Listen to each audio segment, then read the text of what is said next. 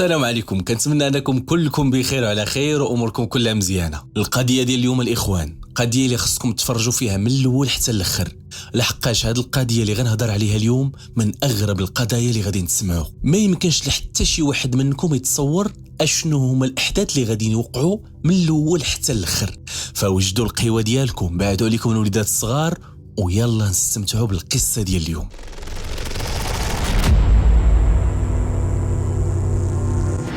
هاد الجريمة ديالنا ديال اليوم وقعت في 2023، ولكن باش نعرفوها ونعرفوا الأحداث ديالها كلهم خصنا نرجعوا 17 عام لور، يعني غادي نرجعوا لعام 2006. القصة غتبدا في واحد الدوار في النواحي ديال المحافظة ديال أسيوط. كان واحد الشاب تما اللي سميتو يسري.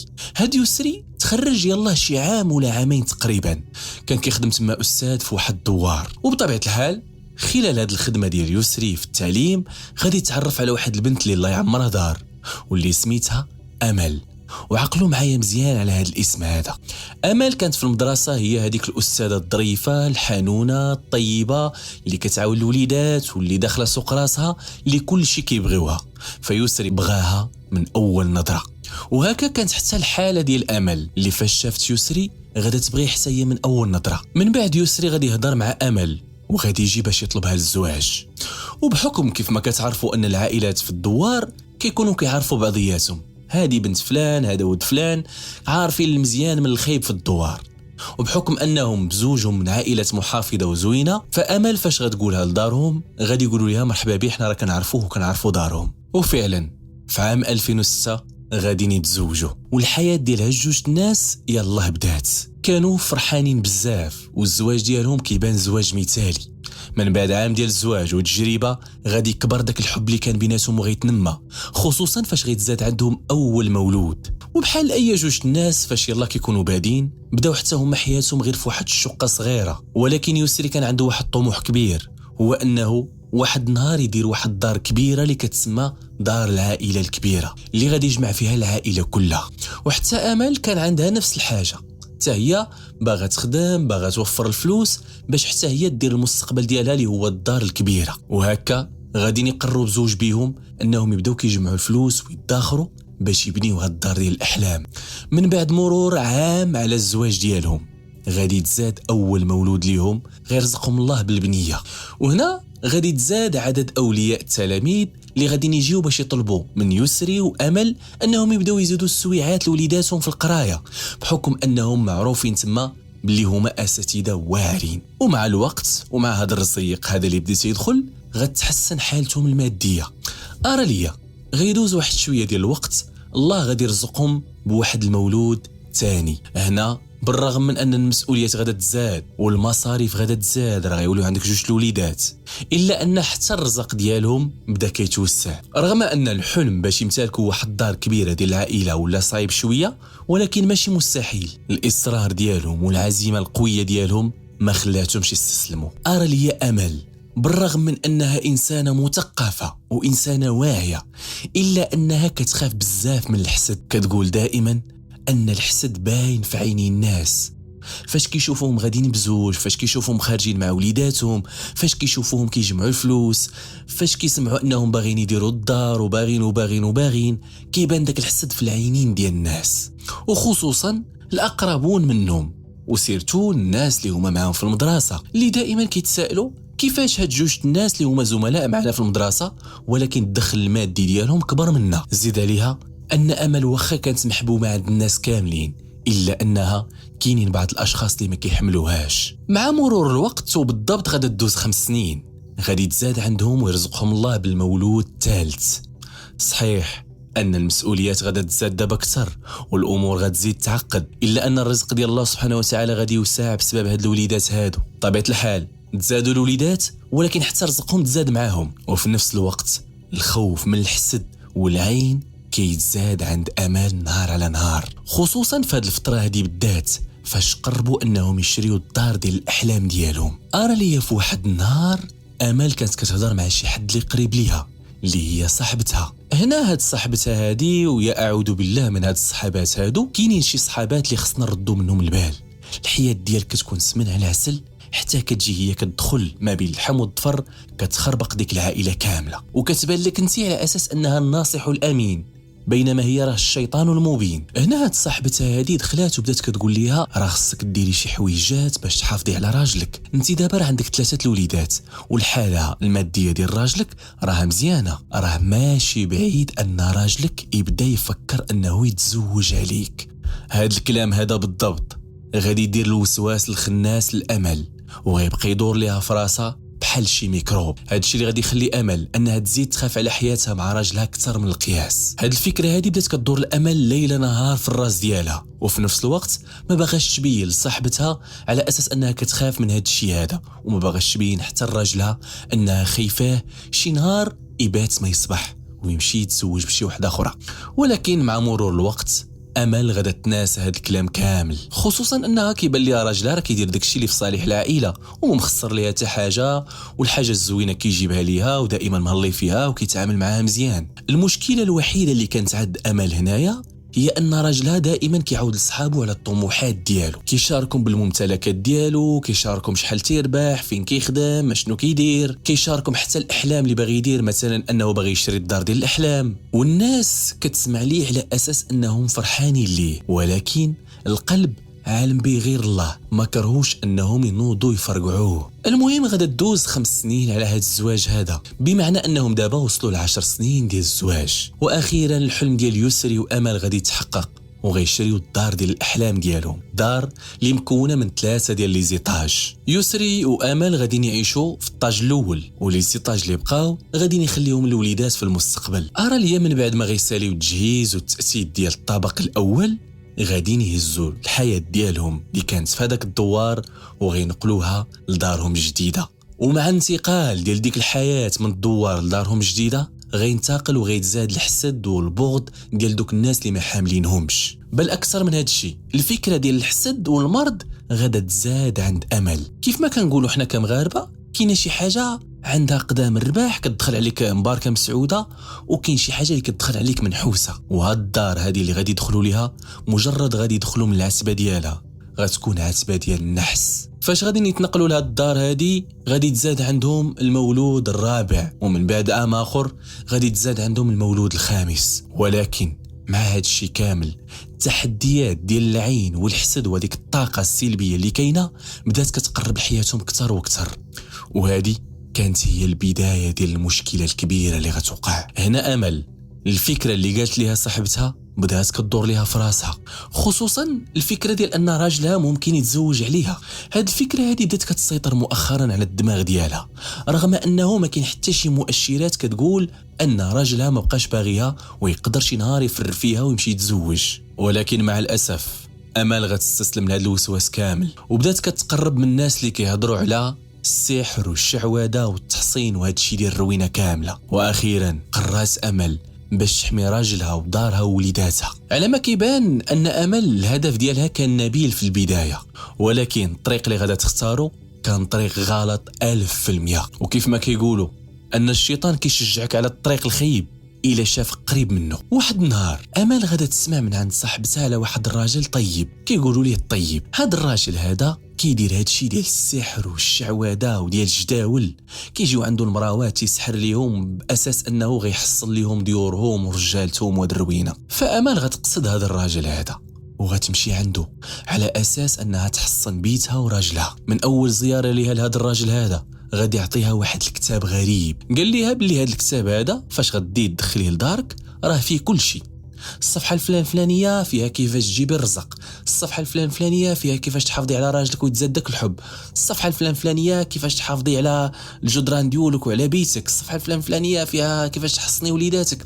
كل صفحه عنده واحد الحاجة معينة، وهذاك الكتاب عبارة على طلاسم، عبارة على شعوذة، عبارة على شي حوايج ديال السحر. من نهار غادي يدخل هذاك الكتاب لدارهم الحياة ديالهم غتبدل رأسا على عقب. الحياة اللي كانت مليئة بالحب والطمأنينة والسكينة ما بقاتش، المشاكل اللي ما كانتش ولات كتنوض غير من أي حاجة بسيطة، الأمور اللي كانت مستقرة ولات كتدوز بواحد الحاجة ملخبطة عمرهم ما شافوا بحالها. وهنا بدات كتاخذ الأحداث واحد المنحى مغاير.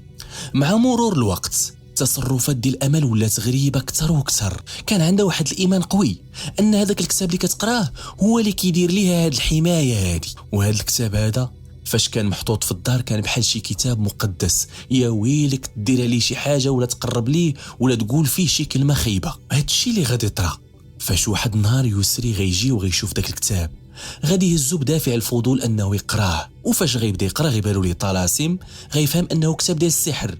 غيعيط الامل وغادي يلومها غيقول لاش كيدير هاد الكتاب ديال السحر عندنا هنا في الدار. هنا امل ما غتحملوش يقول عليه كتاب ديال الشعوذه والسحر وغتقلق منه بزاف، لدرجه انها ما قدرش تستوعب داكشي اللي تيقول راجلها. ولات كتشوف ان راجلها بالنسبه ليها كيشوفها كعدوه. ولكن الوسواس ما غاديش يوقف هنا، حيت بدات كتخيل شي حوايج اصلا ما كاينينش. بدات كتحس ان راجلها فاش كيطلب منها العلاقه الحميميه بحال كيطلب منها شي حاجه غريبه وحرام. ولكن في الصراحه هذاك الشيء كان غير تخيلات وهميه كيوسوس ليها بها الشيطان في راسها. فهاد الفتره هذه بالذات يسري غادي يفرش الطبقه الثالثه باش تكون هي الطبقه ديالهم فاش يبغيو يدوزوا علاقتهم الحميميه بحكم ان الوليدات كبروا. ولكن في هاد الفتره هذه امل كانت عندها في بالها حاجه وحده، هي كيفاش دير هذوك الاعمال السحريه باش تحافظ على بيتها وراجلها اللي بان ليها او لا كيتوسوس ليها انه صافي مشى من بين يديها. هنا بدات كتدخل لواحد الطريق اللي لا رجعه فيها، طريق الشرك بالله والوسواس اللي غيؤدي بها لشي حوايج كارثيين. هنا الحياه ديال امل ولات مكهربه، كتبان ليه مراتو ديما معصبه ديما مقلقه، الوجه ديالها ما بالصفه ديالها خيابت، حتى حاجه ما بقات فيها زوينه، لا من التصرفات والافعال لا من الاقوال او لا الملامح. هنا يسري باش ينقذ الحياه الزوجيه ديالو غادي يطلب من امل انها تمشي لطبيب نفسي. وبطبيعه الحال بحكم ان امل قاريه ومثقفه فغادا توافق، واخا غتمشي عند طبيب نفسي غيقول لها راه ما عندكش شي اشكال نفسي، يقدر يكون عندك شي مشكل عضوي. ولكن الخلل فين كاين؟ راه كاين في الافكار السوداويه اللي كيوسوس ليها بها الشيطان في دماغها، الشيطان اللي سلماته نفسها فاش دخلت داك الكتاب لدارها. امل مع مرور الوقت الافكار السوداويه نهار على نهار بدات كتدور ليها في بالها، حتى غتوصل ليها الفكره ديال انها خاصها تخلص من راجلها.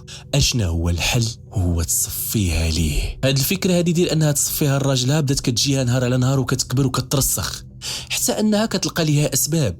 مثلا كتقول انها باغا تنتقم منه حيت داها عن طبيب نفسي وقال لها انت مريضه، رغم ان يسري كان معروف لونتوراج ديالو انه انسان الله يعمرها دار، وحتى ما كانش كاع يستاهل ان امل تفكر فيه بهذه الطريقه هذه. الفكره ديال الحساد وديال البغض وهذه راه كاينه في كاع المجتمعات، والناس اللي هما قرابين لك راه دائما كتحس بهم كيحسدوك وما باغينش لك الخير بزاف. ولكن الفكره اللي كتجي الامل ديال انها تصفيها لراجلها مازال ما بغاش تحيد. امل الفكره ديالها بدات كترسخ، بدات كتقول وكتقنع راسها باللي راجلي كيطلب مني شي حوايج حرام في العلاقه الشرعيه، دونك انا خصني ننتقم منه، خصني نحيدو من طريقي، راه غيمشي غادي يخونني. بدا شي وسواس اللي خيب ديال بصح كيجيها في بالها. وفي 2023 امل غتقرر تنفذ الجريمه ديالها. امل غتمشي تشري واحد الجنويه كبيره وغتمشي تخبيها، وبقات شهر كامل وهي كتخطط كيفاش غدير هاد الجريمه، كيفاش غتخبي المعالم ديال الجريمه، الادله فين غتحيدهم، كيفاش غادا تفك من هذيك الجثه.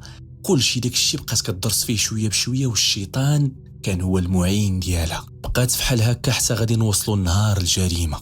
امل ويسري غادي نرجعوا واحد النهار من الخدمه ديالهم بواحد الشكل اللي هو عادي، وغيدوزوا حتى النهار ديالهم مزيان حتى 10 ديال الليل. هنا فين غادي يطلب منها يسري انهم يطلعوا للطبقه الثالثه اللي هي الطبقه ديال الخصوصيه ديالهم، تما كيبغيو يختاليو ببعضياتهم. وهنا الشيطان بدا كيدور ليها الفكره ديال ان هذه هي اللحظه المناسبه فاش تصفيها لراجلك، هذا هو النهار الموعود اللي غتنفذي فيه الجريمه ديالك. امال طلعت مع راجلها بشكل عادي للطبقه الثالثه، وهو ما عارفش اشنو مخبي في راس مراته او لا اشنو كيدور في راس مراته. هو طالع بنيه حسنه، ولكن هي طالعه باش تصفيها ليه. فاش يلاه دخلوا الغرفه كانت كتبين على اساس انها عاديه، ولكن الشيطان حضر في هذيك اللحظه وبدا كيحمي ليها الطرح. الراس ديالها والافكار ديالها بداو كيغليو. الشيطان استحوذ على العقل ديالها، كتحاول انها تغطي دوك اللحظات الخايبين بلحظات زوينين عاشتهم مع يسري، ولكن كتجي اللحظات الخايبين اللي هي كتشوفهم انهم خايبين وكيغطيو على اللحظات الزوينين. هنا فاش غتلقى الفرصه غتهز ديك الجنوي اللي كانت مخبيه في بيت ناس وغادا تصفيها اليسري، غتنحرو بواحد الطريقه كيف ما كيتنحر الجمل. يسري غادي يطيح بحال الا ساجد. هنا امل غادا تلف، ما بقات عارفه ما دير. وهنا كتفكرني هاد اللقطه هادي فاش الشيطان فاش كيقول الانسان كفر، وملي كيكفر كيتبرأ منه، كيقول له اني بريء منك، كيغرقك وكيهرب وكيخليك. امل عند بالها صافي راه دارت الجريمه على احسن ما يرام، الامور كلها داز مزيان وكل شيء تقضى، ولكن اللي ما عرفاتش انها خلات وراها بزاف ديال الادله. هنا اللي غادي يخليها انها تخربق، ما عرفاتش كيفاش تخبي الادله، كيبان ليها انها قفراتها هنا، خلات شي لعيبه هنا، دم طار هنا، صافي الافكار السوداويه بدات كدور ليها في راسها. الشيء اللي غادي يخليها انها تخربق وتجيها افكار اخرى اكثر من هذا الشيء اللي غيخليها انها دير جريمه واحده اخرى اللي ما يقدر يديرها حتى شي واحد في الكون، هي انها غتهبط من الطابقه الثالثه، غتهبط كتجري هزه الموس باش غادا تمشي تصفيها لولدها الصغير. وهنا مجرد غتضرب ولدها الصغير باش تغطي على الجريمه الاولى اللي دارت، غادي يغوت داك الوليد مسكين. خوتو غادي يفيقوا، فاش غادي يفيقوا خوتو غتقول لهم راه باكم اللي قتلو، راه طلع الفوق، راه جا ضربو، انا غنمشي نديه. وبغات تسبي الجريمه في راجلها، طلعت كتجري، حطات ليه الموس في يدو، وهي بهذيك الطريقه اللي ذبحته بها كان ساجد، وهبطت كتجري هزات ولدها، قالت لهم راه غنديه للسبيطار قبل ما يموت، على اساس ان رباهم وولي دار الجريمه الفوق وانسحر. هزات ولدها داتو، عيطات على شي واحد من العائله تهز معاها الولد وداو للسبيطار. ولكن هاد القصه وهاد الخطه هادي ما غاديش يصدقوها الجيران ولا العائله. الناس بداو كيسولوا على التفاصيل، وهنايا غادي يعيطوا على الشرطه، وغادي يجيو الشرطه وغيبداو البحث ديالهم. من بعد التحقيقات في هذه الجريمه هذه ديال البوليس غيتبين ان هناك تناقضات في هذاك الشيء اللي كتقول في الاعترافات ديالها، والادله ديال مسرح الجريمه كتشير ان هناك خطه مدبره من امل، باللي امل هي اللي دارت الخطه ماشي راجلها، خصوصا الاثر ديال الدم اللي كان في حوايجها والطريقه اللي تذبح بها راجلها. ما يمكنش يذبح راسه بحال هكاك. الادله اللي تلقات غير متطابقه مع التصريحات ديال امل، وحتى الطريقه اللي تحطات بها الجنويه في الايد ديال يسري كانت مفبركه. من بعد ما زيروها مزيان وواجهوها بالادله، غتعترف المحققين وغتعاود لهم على هذاك الكتاب المنحوس اللي دخلت لدارها، وعلى النهار اللي فكرت فيه تمشي عند واحد المشعوذ تاخذ من عنده واحد الكتاب او شي سبوب او حجاب وتدخلوا لدارها باش تحميها. فصدقات مريباها، مشات الحياه ديال واحد السيد اللي كان بريء، اللي كان كيحلم انه يبني لهم واحد العش فاش يدفاو ما يحرمهم من حتى شي حاجه. ها هي حرماتهم من الحياه ديالو. يسري مشى، والوليد الصغير غتبقى معاه هاد الوصمه ديال العار وهاد الجرح حتى لحياته كامله. حتى هنا غتكون سالات القصه ديالنا الاخوان، القصه اللي فيها بزاف ديال العبر، اللي منهم اننا خصنا نردوا بالنا من بحال هاد الحويجات هادو. فاش يجي عندك شي حد ويقول لك ديري لراجلك اولا فعلي لراجلك، راجلك راه شنا، راجلك راه مشى، راجلك راه كذا، راه ما باغينش لك الخير. اللي باغي لك الخير ما غاديش يقول لك شفت راجلك اولا ديري لراجلك اولا عندك راجلك، غادي يسكت. ولو شافو كيدير الويلات الكحله غادي يسكت. علاش؟ باش يحافظ لك على بيت الزوجيه ديالك. اللي شفتيها كتقول لك عندك راجلك ديري لراجلك فعلي لراجلك، هاربي منها، والا تقدر تكون قصتك بحال هاد القصه اولا اكثر. فردوا بالكم الناس اللي دايرين بكم وبعدوا من هذا الشيء ديال الويل ديال السحور والشعوذه، راه ما بني على باطل فهو باطل. كانت هذه القصه ديال اليوم، كنتمنى انكم تكونوا استمتعتوا معنا. نتلاقاو ان شاء الله في حلقه واحده اخرى، خليتكم على خير.